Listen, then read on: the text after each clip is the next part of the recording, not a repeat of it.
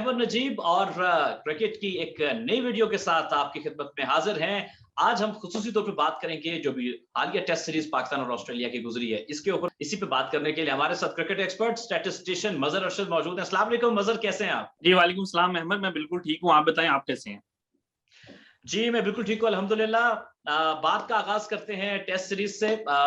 Definitely वो result नहीं आया जो हम सब चाहते थे। तो सबसे पहले आपसे जानना चाहेंगे कि इस टेस्ट सीरीज को ओवरऑल आप कैसे सम अप करेंगे?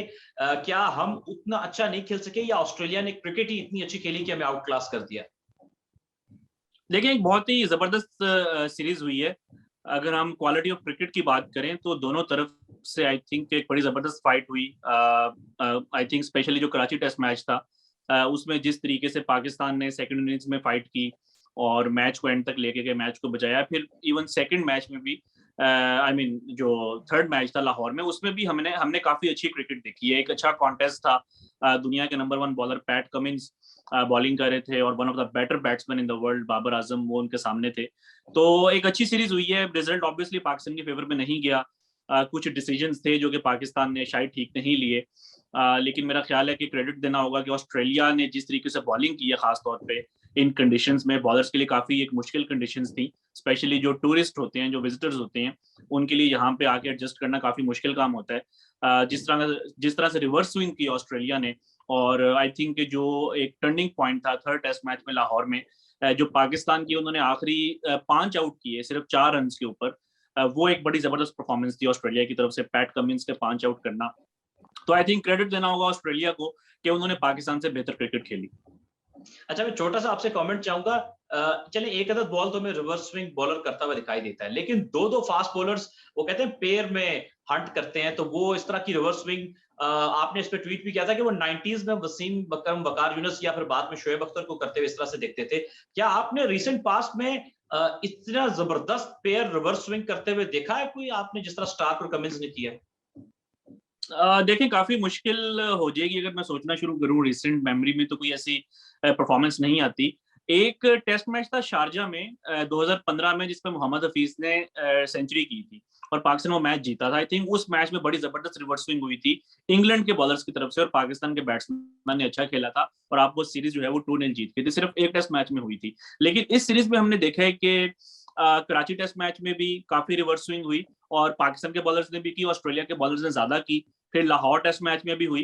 तो आई थिंक कि पिछले अगर आप कोई 10-15 साल निकाल लें तो शायद आप कह सकते हैं कि जो 2005 की एशेज सीरीज थी, उसमें बहुत ज्यादा रिवर्स स्विंग हुई थी इंग्लैंड के बॉलर्स की तरफ से, और इंग्लैंड जो है वो इंग्लैंड में एशेज सीरीज जीता था। उसके बाद शायद आप कह सकते हैं कि 15-16 साल के बाद ये जो सीरीज थी वो reverse swing point of view से मतलब इतनी ज्यादा रिवर्स स्विंग जो है हमने बहुत अरसे के बाद जो है वो देखी है। 2005 में जो पाकिस्तान और इंग्लैंड की सीरीज हुई थी पाकिस्तान में, उसमें भी काफी अच्छी हमने रिवर्स स्विंग देखी थी इंग्लैंड की तरफ से भी और पाकिस्तान की तरफ से। शोएब अख्तर थे, मोहम्मद समी थे, और उसमें भी इसी तरह के बैटिंग कोलैप्सेस हुए थे। पाकिस्तान ने मुल्तान में टेस्ट मैच जीता था, फिर लाहौर में भी टेस्ट मैच जीता था। तो आई थिंक ये क्रिकेट के लिए अच्छा है, क्योंकि रिवर्स स्विंग एक ऐसा आर्ट है जो कि बहुत कम देखने को मिलता है।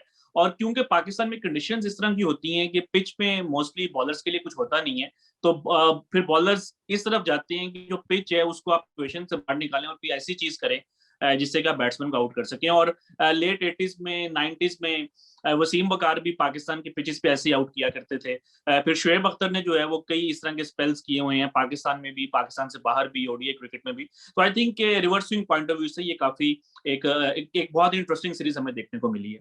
अच्छा, बात ये हो रही है कि पाकिस्तान शायद अपनी होम एडवांटेज को अब तक समझ नहीं पाया, इस पे बहुत ज्यादा बात हो रही है। आपकी इसमें टेक चाहूंगा कि हमारी बेस्ट स्ट्रेंथ क्या हो सकती थी अपनी होम कंडीशंस को लेके? क्या यही बेस्ट हम प्रिपेयर कर सकते थे, या शायद पिच मेकिंग में हम वो नहीं बना पाए जो शायद हमें बनाना चाहिए था? देखिए अहमद, इस पे 2-3 बातें हैं। पहले तो ये कि जो क्रिटिसिज्म हो रहा था रावलपिंडी की पिच के ऊपर भी, कराची में भी, मैं उस चीज से एग्री नहीं करता। आई थिंक कि हर जो होम टीम होती है उसके पास राइट होता है कि वो अपने मतलब की पिच बनाएं जो उनको फेवर करती हैं।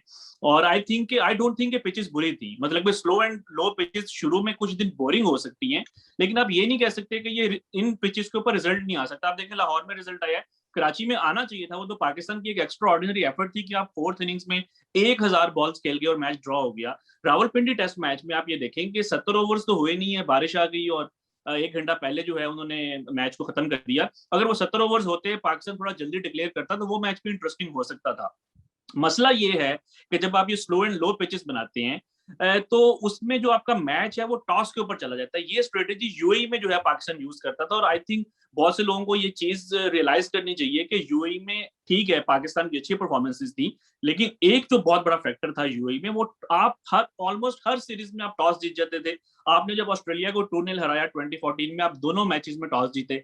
आपने जब 2018 में ऑस्ट्रेलिया को हराया, आप तब भी दोनों मैचेस में टॉस जीते। आपने 2015 में इंग्लैंड को 2-0 हराया, तीनों मैचेस में आप टॉस जीते। वेस्ट इंडीज से जब आप 2-1 जीते, उसमें भी आप तीनों मैचेस में टॉस जीते। इसी तरह जो 2012 में सीरीज हुई थी पाकिस्तान इंग्लैंड की, वो पाकिस्तान 3-0 जीता था, उसमें भी पाकिस्तान 2 मैचेस में टॉस जीता था। आप उसके बाद जरा थोड़ा जाएं कि 2017 में जब श्रीलंका की टीम आई यूएई में, तो दोनों मैचेस में आप टॉस हार गए, आप सीरीज भी हार गए 2-0। फिर जब न्यूजीलैंड आया 2018 में, उसमें आप जो 2 मैचेस हारे थे अबू धाबी में, तो दोनों मैचेस में आप टॉस भी हार गए थे। तो जब आप टॉस जीतते हैं तो in slow and low pitches पे स्ट्रेटेजी ये होती है कि हम पहले बैटिंग करेंगे, हम कंडीशंस आसान होंगी, हम आराम से 400-500 रन करेंगे, और जो आपके जो ओपोनेंट्स हैं उनको हम ग्राइंड करेंगे, उनको हम थका के जो है फिर बाद में उनको बैटिंग करवाएंगे। और 500 के ऊपर 500 रन हर रोज दिन नहीं होते। तो आई थिंक ये जो स्ट्रेटेजी है वो बैकफायर भी कर सकती है अगर आप टॉस हार जाए, और वही हुआ कि आप कराची में देखें टॉस हारे तो ऑस्ट्रेलिया ने लंबी बैटिंग कर दी, लाहौर में भी यही हुआ। अगर पाकिस्तान टॉस जीत के ये पहले अगर पाकिस्तान को पहले बैटिंग मिलती तो ऑस्ट्रेलिया के साथ भी वही होना था जो जो पाकिस्तान के साथ हुआ है। तो आई थिंक कि इस पॉइंट ऑफ व्यू से जो आपके पिचेस की जो स्ट्रेटेजी है उसको चेंज होना चाहिए कि आपकी कंट्री में इस टाइम 12 ऐसे फास्ट बॉलर हैं जो कि 140 पे बॉलिंग कर सकते हैं। आई नो कि सब वो टेस्ट क्रिकेट के लिए तैयार नहीं है, लेकिन आपके पास इतने रिसोर्सेज हैं कि आप अपने फास्ट बॉलर से मैचेस जीत सकते हैं। I think recently last year जो साउथ अफ्रीका के अगेंस्ट जो पाकिस्तान ने पिचेस बनाई थी वो बहुत अच्छी पिचेस थी। उसमें आप देखेंगे आप कराची में टॉस हार गए थे, लेकिन फिर भी आप मैच जीत गए, और दोनों टीम्स के लिए उसमें हेल्प थी।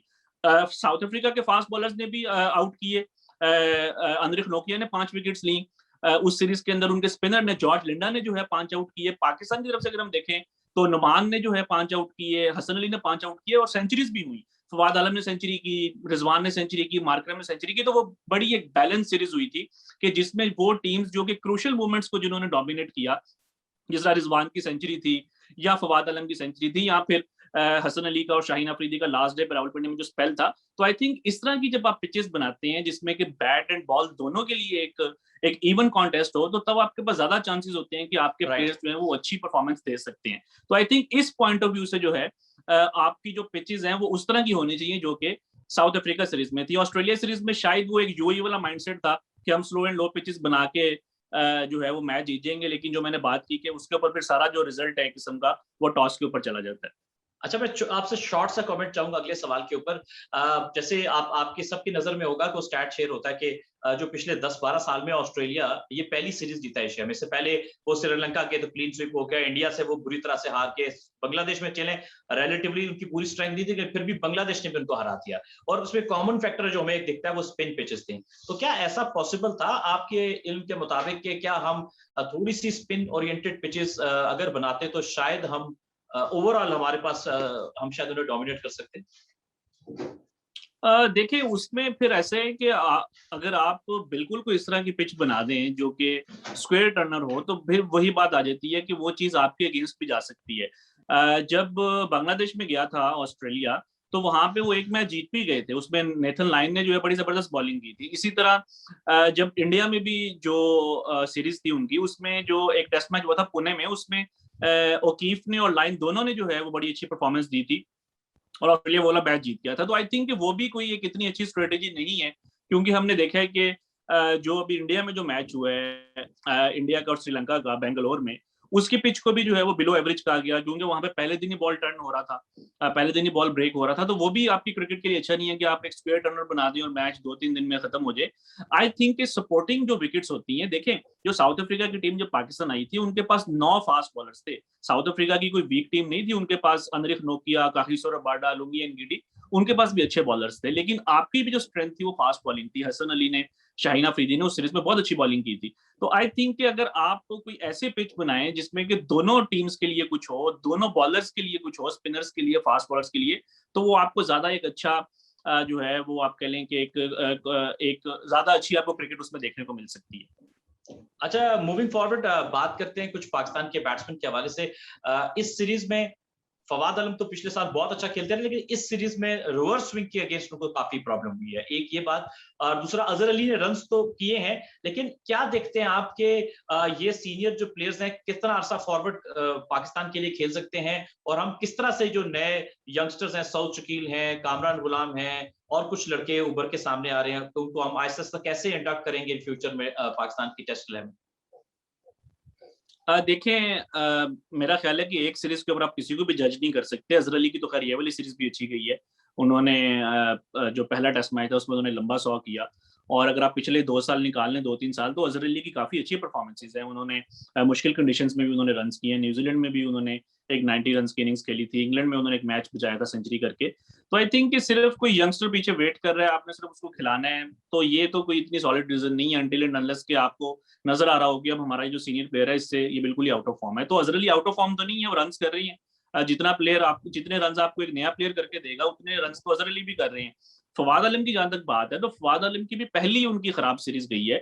इससे पहले साउथ अफ्रीका की जो फास्ट बॉलर्स थे, वो मतलब कि काफी स्ट्रांग टीम थी, उनके अगेंस्ट उन्होंने सेंचुरी की। न्यूजीलैंड में भी जो है वो ट्रेंट बोल्ट वगैरह और नील वैगनर, ये बड़े जबरदस्त बॉलर्स हैं, उनके अगेंस्ट उन्होंने सेंचुरी की। वेस्ट इंडीज में जाके उन्होंने सेंचुरी की। तो आप एक सीरीज के ऊपर किसी को जज नहीं कर सकते। आई थिंक साउथ शकील अभी यंग है, उनके पास बहुत ज्यादा टाइम है, थोड़ा टाइम लगेगा, उनको जरूर मौका मिलेगा। बाजू का ऐसा होता है कि आपके जो अच्छे प्लेयर्स हैं वो उनको बेंच के ऊपर थोड़ा वेट करना पड़ जाता है, लेकिन उसमें कोई इसमें आई थिंक खराब बात नहीं है। आई थिंक अभी जो है जो आपने, अगर आप रिसेंट परफॉर्मेंसेस को देखें, तो मेरा तो ये पर्सनल पॉइंट ऑफ व्यू है कि आपको अजहर अली और फवाद आलम दोनों के साथ कंटिन्यू करना चाहिए। सो व्यूअर्स, डिस्कशन चल रही थी टेस्ट सीरीज के ऊपर, और हमने हर एंगल से कवर करने की कोशिश की इस टेस्ट सीरीज को, इस लास्ट टेस्ट मैच को, और प्लेयर्स की इंडिविजुअल परफॉर्मेंस को भी कुछ टच करने की कोशिश की। आई होप आपको ये डिस्कशन अच्छी लग रही होगी इस टेस्ट सीरीज के ऊपर।